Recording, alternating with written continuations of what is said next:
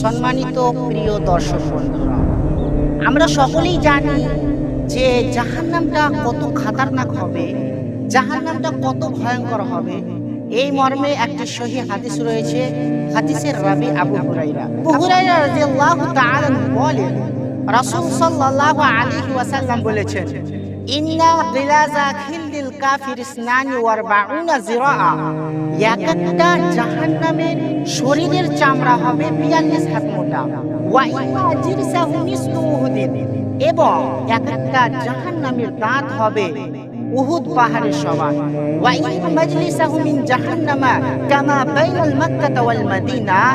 একটা জাহান্নামীর বসার জায়গা হবে মক্কা থেকে মদিনা পর্যন্ত। সুবহানাল্লাহ, কত খতরনাক তাদেরকে শাস্তি দেওয়া হবে। তাদের শরীরকে বৃদ্ধি করে দেওয়া হবে, তাদের বডিকে বৃদ্ধি করে দেওয়া হবে। অতএব আমাদেরকে কি করতে হবে? আমাদেরকে জাহান্নামের আগুনকে ভয় করতে হবে, জাহান্নামকে ভয় করতে হবে।